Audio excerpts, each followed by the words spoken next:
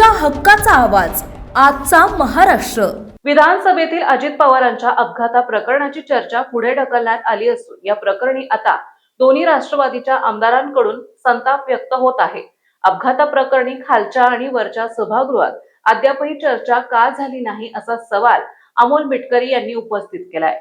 सर्वसामान्याला न्याय देण्याकरता अख्खं आयुष्य समर्पित केलं आणि त्याच अजितदादासाठी न्याय मागायला मला सांगा 40 वर्ष जी व्यक्ती या सभागृहाचे सदस्य होती, अनेक वर्ष ज्यांनी अर्थसंकल्प मांडला, अनेक वर्ष ज्यांनी उपमुख्यमंत्रीपद भूषवलं, ना त्यांच्याबद्दल साधा एफआयआर घेतला पोलिसांनी, ना सभागृहात चर्चा आली।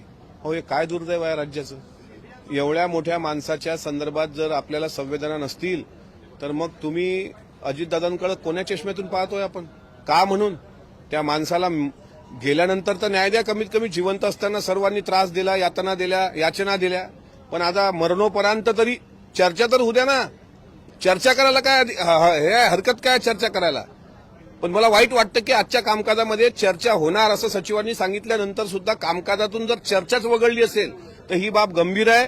पिंकी माळीच्या कुटुंबाला धमकीचे फोन येत आहेत व्हीके सिंग कडून, ही बाब गंभीर आहे। आणि ठोक देण्याची भाषा जर तो भामटा करत असेल तर त्याला तो स्वतःला काय त्या मुर्शिद वेब सिरीज मधला मुर्शिद पठाण समजत असेल तर मस्ती आम्हालाही करता येते। अशा पद्धतीनं जर तो धमक्या देत असेल एखाद्या गरीब कुटुंबाला तर त्याला सुद्धा ठीक आहे, सरकार म्हणून सरकारचं काम करते, आम्ही भाबड्या आशेवर आहोत, आम्हाला अपेक्षा आहे, चला तुम्ही सीबीआय चौकशी लावली, पण त्याला टाइम पॉइंट पिरियड किती?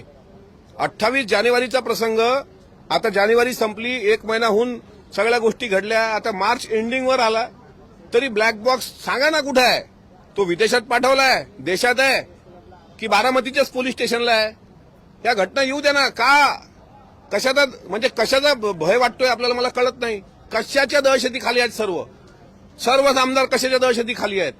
कोण तुमच्यावर प्रेशर करते? दादाला न्याय देण्याकरता यायचं असेल तर किंमतही मोजावी लागली तरी किंमत मोजली पाहिजे असं मला वाटतं। पण अजितदादांसारख्या माणसावर हा अन्याय आहे जो आम्ही खपून घेणार नाही।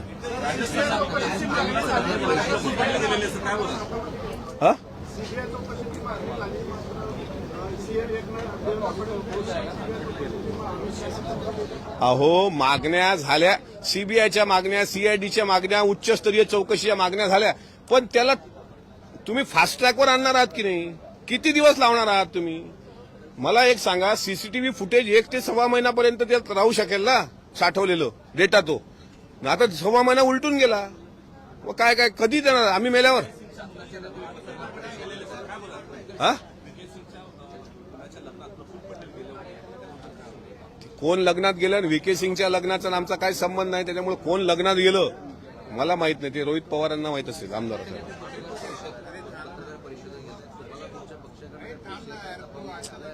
मला मला एक वाटतं की मी अजितदादांनी माझ्यासारख्याला इथं विधान परिषदेमध्ये संधी दिली, ते अजितदादांचे उपकार आमच्यासारख्या असंख्य लोकांवर आहेत। त्यामुळे ज्याला जे पटतं सत्सद्विवेक बुद्धीला म्हणून मी बोलतो। प्रेशर बिशर करण्याचं काय? कोण प्रेशर करणार आहे? प्रेशर करेल कोण? मला प्रेशर करणार आणि फक्त प्रेशर करावं।